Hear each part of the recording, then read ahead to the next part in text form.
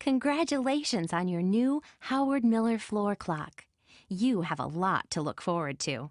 But first, take a look at this short video that will show you how easy it is to set up your clock. Ready? Let's begin. When the clock arrives, check the carton and be sure there are no visible signs of damage. Things you want to look for are tears in the carton, or major dents, or perhaps even rattling glass. If you notice any of these, don't open the box, just refuse the delivery.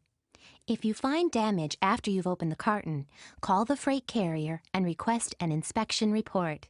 This must be done within days after you receive delivery. The phone number can be found on the packing list or bill of materials. The first step to unpacking your clock is to cut the bands surrounding the carton. The parts that you find inside will vary depending on the type of clock that you have. Along with your clock, you may find these things: a pendulum, a box containing your weights, door key and winding crank, and a finial if you have one, along with your owner's instruction manual. Set these aside for now. We'll get back to them in a minute. Now, let's continue unpacking your clock. At the top of the box and above your clock, you'll find a box that contains your finial, if you have one, and your owner's instruction manual. You then remove the packing collars and locate the box marked pendulum. Set that aside. Now, remove the clock from the carton and discard the plastic bag that was protecting it. At the bottom of the shipping carton, you'll find a box that contains your weights, your door key, and the winding crank. Adjust the leveling feet so the clock has additional stability. Now, we're ready to set up the clock. For cable-driven side access clocks, first open the door. Then you'll have access to the clips that secure the side access panels. Release the clip so that you can then remove the panel. You'll notice 3 styrofoam blocks. Just leave those and allow the clock to run for about 24 hours. Remove the cardboard that protects the chime hammers. Then reach in and remove the foam pads that protect the hammers and chime rods. For cable-driven front access clocks, first open the door. Then remove the cardboard materials that are protecting the chime rods. You'll notice 3 styrofoam blocks.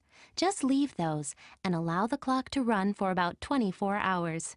Reach up behind the dial and locate the foam pad that protects the hammers and rods, and be sure to remove this from both sides of the movement.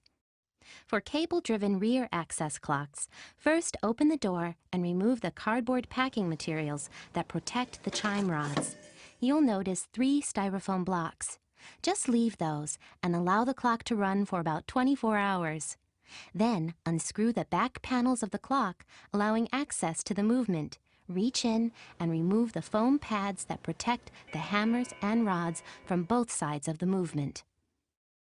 For chain-driven side access clocks, release the clip securing the side panel and remove it. Then reach in and remove the foam pads that protect the hammers and rods. Now you're ready to release the bag that holds the chains and the clip that secures the pendulum guide. Now clip the drawstring and release the chains. Then you can remove the plastic guard that protects the chains and the plastic guard that protects the chime rods.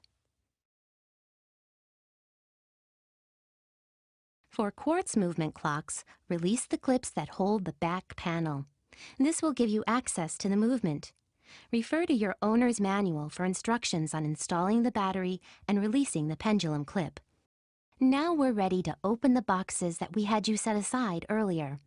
Remove the pendulum and then carefully hang it on the pendulum guide. And now for the box containing the weights. Open the box and you will find 3 weights, each clearly marked left, center, and right. Facing the clock, hang the weights in each of the positions for which they are marked.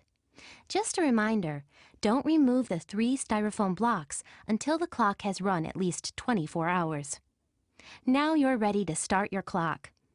Set the clock by moving the minute hand counterclockwise. Then, give the pendulum a gentle but big swing, and don't be alarmed if it gently bumps into the glass. The clock needs to be level, so use the 4 leveling feet that you'll find at the bottom of the clock. You'll want to consult your owner's manual for specific instructions on how to adjust your clock's timekeeping accuracy, as well as information on how to accurately set the moon dial. And that's all there is to it. If you still have questions, it's easy to find the answers. Consult the owner's manual, call the retailer where you bought the clock, or visit howardmiller.com and read through our frequently asked questions. Congratulations! You've successfully set up your new clock, and we know that you'll enjoy it for many generations to come.